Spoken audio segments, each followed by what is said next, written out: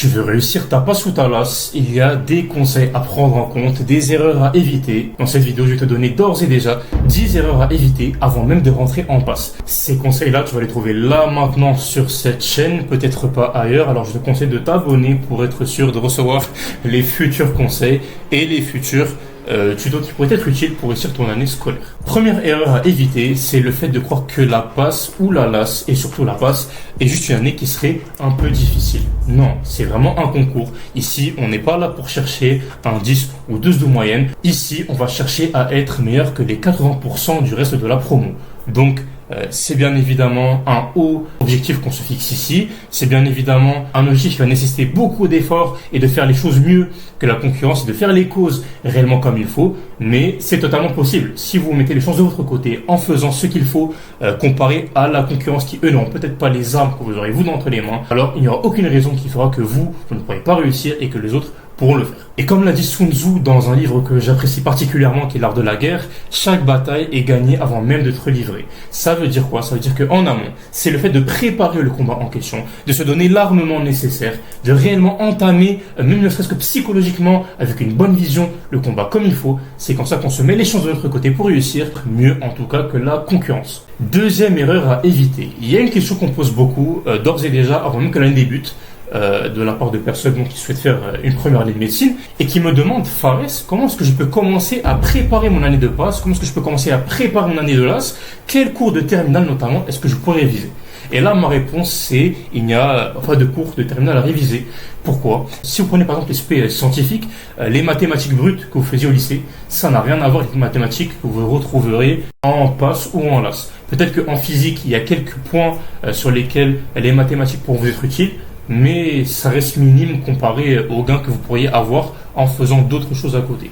Ou encore, si on prend l'aspect chimie, oui, il y a certains cours et chapitres qui pourraient vous être utiles parce que vous pourriez également avoir de la chimie en passe, mais finalement, quelle est la meilleure chose à faire? Parce que je vous dis que depuis tout à l'heure, il fallait éviter les cours de terminale pour réviser et préparer la passe. Il faut tout simplement commencer à attaquer votre concours et la passe en amont.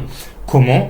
Sans forcément se cramer dès le début. On va pas commencer dès le début du mois d'août à réviser des gros chapitres d'anatomie. Non, commencer à préparer son année de passe en amont, c'est commencer à voir par exemple comment est-ce qu'on travaille l'anatomie, comment est-ce qu'on peut travailler la biologie cellulaire, pourquoi est-ce que telle matière va différer de l'autre et quelles sont les meilleures méthodes de travail à appliquer pour réussir les matières en question. C'est toutes ces petites choses-là de préparation, notamment sur les habitudes. Quelles habitudes est-ce qu'il faut que je prenne pour que je puisse être le plus performant possible en passe?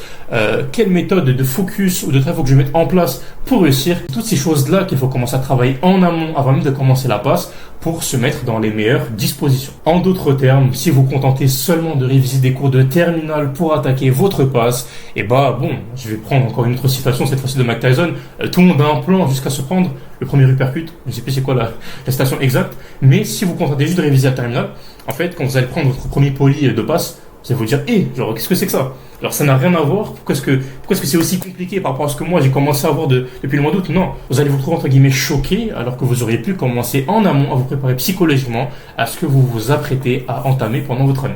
Troisième erreur à éviter avant même de rentrer en passe, c'est le fait de prendre en compte qu'il ne faut pas négliger la mémoire à long terme. Pourquoi? Parce que vous aurez beau travailler s'il faut 10 heures par jour en une semaine, si après vous ne révisez pas ce que vous avez vu en amont, vous allez juste avoir perdu 70 heures de travail que vous aurez passé pendant la semaine. Il est absolument fondamental de venir revoir les connaissances que vous auriez vues auparavant afin de venir les solidifier et les ancrer dans votre cerveau jusqu'à la fin de votre semestre et ainsi pouvoir utiliser les connaissances pour le concours. Quatrième erreur à éviter qui en réalité rejoint en quelque sorte la deuxième erreur que j'avais évoquée, c'est le fait de s'aventurer en passe sans avoir planifié son année en amont. C'est-à-dire qu'un objectif sans y avoir mis entre guillemets de plan en amont, c'est comme si vous faisiez un vœu finalement, ok? On ne part pas comme ça sans boussole, on ne part pas comme ça dans le vide vers un objectif si on ne sait pas où est-ce qu'on met les pieds et de quelle manière est-ce qu'on va réellement naviguer. C'est pour cela qu'il faut d'ores et déjà commencer potentiellement à réfléchir sur comment il faudrait structurer les plannings, comment est-ce qu'il faudrait anticiper les périodes où vous allez mieux travailler et où les périodes où vous serez entre guillemets plus en baisse. Tous ces éléments-là, plus vous allez commencer à les travailler en amont et à réfléchir là-dessus, plus vous seriez bien guidé pour réussir votre année par la suite et trouver votre méthode de travail au plus vite. Parce qu'il faut savoir qu'au premier semestre, la plupart des personnes vont trouver leur méthode de travail et leur manière de faire que vers le mois d'octobre ou fin octobre.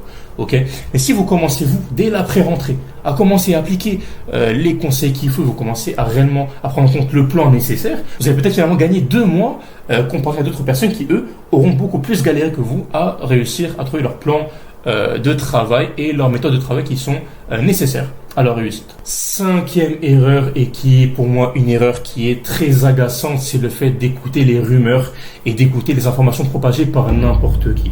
Okay. Il faut savoir que quand vous voulez chercher à vous améliorer dans un domaine, vous ne pouvez pas vous permettre de prendre les conseils de n'importe qui et d'écouter tout le monde. Okay. Il y a des personnes qui vont vous dire oui, telle matière est beaucoup trop difficile. Oui, tel professeur, c'est sûr qu'il va vous mettre entre guillemets la carotte pour rester poli. Oui, non, il ne faut pas écouter n'importe qui. Et il y a un exemple marquant qui moi personnellement m'a rendu fou lorsque j'en ai pris conscience, c'est la physique. Okay. La physique en passe, quand vous débarquez même dans la pré-rentrée, en général même dans les tutorats, on va vous dire oh, cette matière-là, elle est beaucoup trop difficile. Oh, il faut mettre toutes les réponses au hasard. Dans tous les cas, ça ne sert à rien de la travailler. J'ai une question à vous poser, moi. Si avant même de commencer l'année, vous venez, vous matraquez les élèves avec l'idée que telle et telle matière, c'est impossible de le réussir. Que telle et telle matière, c'est impossible d'avoir de bonnes notes. Comment est-ce que vous voulez que le cerveau de la personne se configure à l'idée qu'elle peut réussir cette matière en question? C'est impossible. C'est impossible. Ou alors c'est possible, mais vous allez lui rajouter beaucoup plus de difficultés. Alors que la personne, limite, elle débunk l'idée que telle matière est trop difficile, alors qu'en amont, si vous auriez dit à la personne, oui, vous pourriez le faire, ok, c'est une matière qui peut paraître difficile, mais vous avez les capacités de le faire, parce que si d'autres personnes ont réussi, vous pourriez réussir également, et bien là, il y aurait une très grande différence. Une différence qui jouerait en la faveur des élèves. Et voilà, c'est pour ça qu'il ne faut pas écouter n'importe qui, c'est pour ça qu'il ne faut pas tendre son oreille à n'importe quelle personne qui prétendrait pour vous donner des conseils. Parce que même certaines personnes qui réussissent, malheureusement, on se rend compte que leurs conseils ne sont pas forcément très prolifiques. 6e erreur à éviter, et qui pour moi est une erreur fondamentale à éviter, et qu'il faut dès le début prendre en compte, parce que c'est quelque chose qui est primordial pour réussir son année, c'est de faire beaucoup de QCM. Okay. Il faut comprendre que vous, votre concours, en tout cas à P6, bon, c'est quasiment toutes les matières. Et il y a des facs comme à UPC où c'est bon, une grande partie des matières qui se font en QCM et d'autres matières comme la SHS qui se font, il me semble, en rédaction.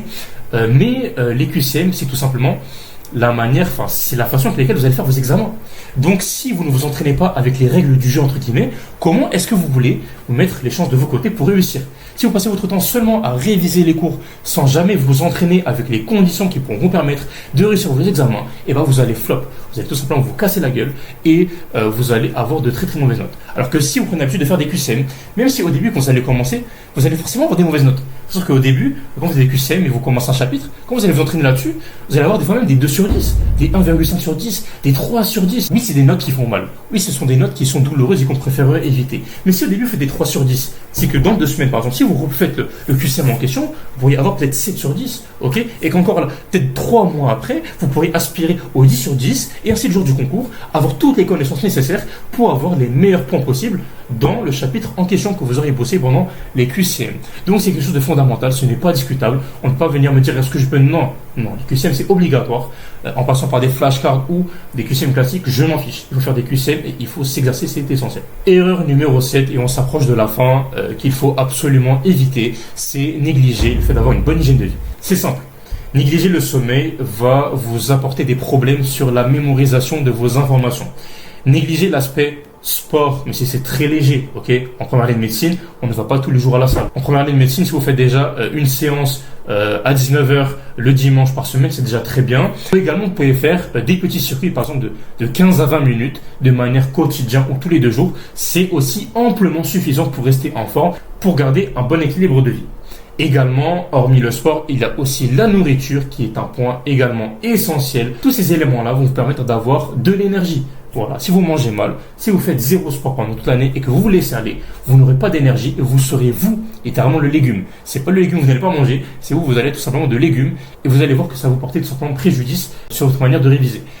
Comme j'avais expliqué dans une autre vidéo, j'avais un professeur de neurosciences, M. Bruno Delors, qui m'avait expliqué que le fait d'avoir une bonne hygiène de vie permettait d'avoir plus de connexions nerveuses, et le fait d'avoir plus de connexions nerveuses neurosynaptiques vous permettait de transmettre plus d'informations et ainsi de mémoriser plus d'informations. En d'autres termes, le fait de ne pas avoir de bon équilibre vous mènera probablement au burn-out et engendrera le fait que des fois, vous ne pourriez peut-être même plus travailler pendant 3, 4 jours, voire pour certains, j'ai déjà vu une semaine, voilà, à être KO, à être dégoûté du travail. Et voilà, ça c'est des choses qu'on pourrait éviter, c'est déjà en amont, on fera en sorte d'avoir un bon équilibre. Et pour conclure sur ce point-là, sachez que moi, de mes propres yeux, et je peux vous le jurer, que j'ai vu des élèves à qui j'ai conseillé de faire des changements dans leur équilibre de vie, ne serait-ce que sur la nourriture, et que eux-mêmes étaient surpris de voir à quel point ils avaient augmenté en efficacité, en productivité et en capacité de concentration. Vraiment, c'est un truc qu'on peut négliger, mais vous verrez que sur le terrain, il y aura une très grande différence. Erreur numéro 8 qu'il faut absolument également éviter, c'est le fait de s'isoler totalement. Ok, se couper des réseaux sociaux est une chose. Je dis oui, c'est une très bonne chose. Mais se couper totalement des relations humaines, c'est non, hors de question. Quand vous allez vous isoler totalement, vous allez vous mettre dans un mauvais climat psychologique. Vous allez moralement être dans le dur, dans le mal, je vous l'assure. Sauf bon, pour certaines personnes qui sont vraiment trop à l'aise, ou très à l'aise en tout cas, dans cette solitude-là en question. Ok. Mais si vous êtes entouré par des personnes qui ont le même objectif que vous, qui sont là à vous relever lorsque vous êtes à terre, qui sont là lorsque eux ils sont en terre, alors que vous êtes là pour les relever justement, pour les aider à aller de l'avant, que vous créez cette sorte de synergie avec la création d'énergie pour aller de l'avant, vous verrez que ce sera beaucoup plus agréable et que vous pourrez aller beaucoup plus loin. Moi, ça m'a personnellement marqué puisque je sais qu'en première année de médecine, la première partie du premier semestre, je l'ai passé littéralement tout le semestre en fait pendant des mois à aller tout seul à la BU. Ok, c'est-à-dire que je partais à la BU à des 8-9 heures et je rentrais à 23 heures. De 8h à 23h, j'étais tout seul. Je prenais mon petit casse-dalle à midi 13h, je mangeais mon petit sandwich sur les escaliers de la salpêtrière tout seul, sans amis, sans rien du tout, avec mon petit téléphone et mes écouteurs. Et je peux vous dire que au fil de quelques semaines, j'ai littéralement pété un câble. C'est-à-dire que je me suis dit, ok, même si je suis focus et que je suis concentré, au final, c'est compliquce à vivre. Alors que quand j'ai commencé à me faire quelques amis, que j'ai commencé à me faire des connaissances qui eux-mêmes m'invitaient à aller avec eux à la BU, à ce qu'on se mette la galère ensemble, et j'ai vu à quel point la différence était énorme. Parce que là, j'avais envie d'aller à la BU. C'est-à-dire que, enfin, j'allais tout seul, je commençais limite à avoir la boule au ventre en me disant, purée, là, je vais encore passer une longue journée là-bas, tout seul sur ma chaise, à travailler tout seul. Limite, j'avais la boule au ventre. Alors que quand j'avais mes amis qui me disaient, bon, Fares, viens, ensemble, on va réviser, on va faire des grosses sessions de travail. Et là, j'étais motivé à bloc. Là, j'avais totalement l'envie d'y aller et forcément, ça a fait la différence parce que plus j'avais envie d'y aller, plus je pouvais travailler et plus j'étais performant. Avant-dernière erreur, 9e erreur à éviter, c'est le fait de changer constamment de méthode de travail. Ok, il y a beaucoup de méthodes de travail que l'on peut prendre en compte, que l'on pourrait tester. Au début, vous pouvez en tester plein et il n'y a pas de souci. Ok, faut savoir qu'au début, on perd tous entre guillemets du temps à trouver la meilleure méthode de travail qui nous correspond le plus en tout cas à notre personne, mais arrivé au bout d'un certain moment, on ne peut pas se permettre de tout le temps changer des méthodes de travail. Ok, une fois qu'on a trouvé une méthode de travail dans laquelle on est à l'aise, on a trouvé la méthode de travail avec laquelle on nous permet entre guillemets de réviser constamment, de venir consolider les connaissances, d'avoir envie de travailler, et vous devez garder cette méthode de travail et l'appliquer avec constance. Entre guillemets, le plus dangereux, ce n'est pas celui qui va appliquer 10 000 coups une fois sur le sac, mais c'est celui qui va appliquer un seul coup 10 000 fois sur le sac. Je ne sais pas si je déclare avec ma citation, avec l'exemple que j'ai cité là, mais en tout cas, voilà, utiliser une technique ou une méthode de travail de manière constante et de manière régulière, ça sera toujours beaucoup plus bénéfique que de tester 50 000 techniques différentes de différentes périodes de l'année. Et finalement, on n'a jamais trouvé de régularité tout le temps. Changer constamment et surtout dans une certaine instabilité. 10e erreur et dernière erreur à éviter que je vais évoquer dans cette vidéo. En bonus, il y en aura sûrement une 11e parce que comme ça sur le coup j'aime bien délivrer des trucs en plus. Mais en tout cas cette 10e erreur à éviter, c'est le fait de ne pas se connaître soi-même et de tout le temps se caler et se calquer sur les autres. Okay. Des fois, on va trouver des excellentes méthodes de travail. Et j'ai eu ce cas-là avec plein d'étudiants. Et des étudiants qui, par exemple, bossaient leurs cours d'une certaine manière et qui me disaient, ouais, Fares, pourquoi est-ce que l'autre, il bosse ses cours de cette manière-là? C'est-à-dire que lui, du coup, il fait peut-être mieux que moi, que lui va peut-être mieux retenir les cours que moi et donc mieux réussir.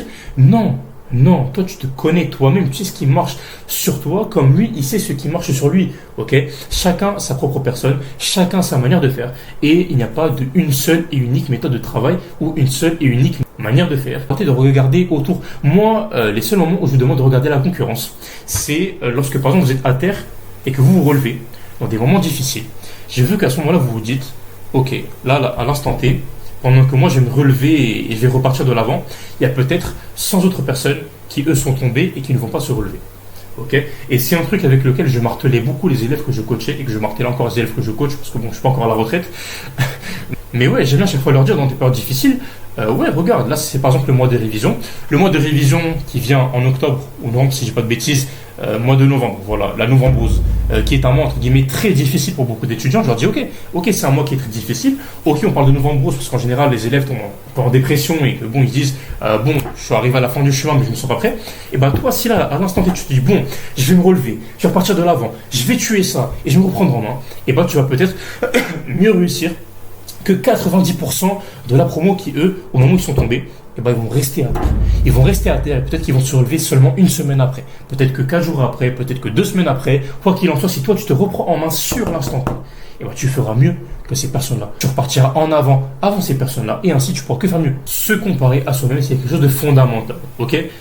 Comme je vous ai dit, le fait de se comparer à la concurrence, c'est seulement dans certaines mesures lorsqu'on veut, entre guillemets, repartir de l'avant et qu'on a des doutes sur nos capacités à réussir. Et sinon, de manière générale, c'est vous, votre propre adversaire, et c'est contre vous que vous devez me faire. En bonus, pour clôturer cette vidéo, je vais vous donner une dernière erreur à éviter, un dernier conseil, c'est le fait de tout simplement croire que c'est impossible, de croire que vous n'allez pas réussir. Ça paraît bateau dit comme ça, mais ce n'est pas parce que les choses sont difficiles que nous n'osons pas, mais c'est parce que nous n'osons pas que les choses nous paraissent difficiles. Encore une phrase bateau, si vous voulez, il n'y a pas de souci, mais elle est lourde de sens, les personnes douées de raison comprendront à quel point c'est une phrase qui est fondamentale. Et voilà, tout ça pour dire que, ok, sur papier, l'année de passe paraît compliquée, ok, votre concours, quelle que soit la filière, paraît compliqué, ok, la LAS paraît compliqué, mais que si finalement vous vous donnez les moyens de réussir, que si vous faites les causes, que si vous réellement vous croyez en vous et que vous avez certaines disciplines avec des choses que vous appliquez à long terme, il n'y a aucune raison pour faire en sorte que vous ne devrez pas réussir et que les autres, eux, devraient aller plus loin que vous. Il n'y a aucune raison sur papier qui fait qu'une autre personne aurait plus de chances de réussir que vous. Donc rien n'est impossible, gardez ça en tête. Toute personne peut réussir s'il se donne les moyens, s'il fait les causes. Et bon, j'insiste sur le fait de faire les causes.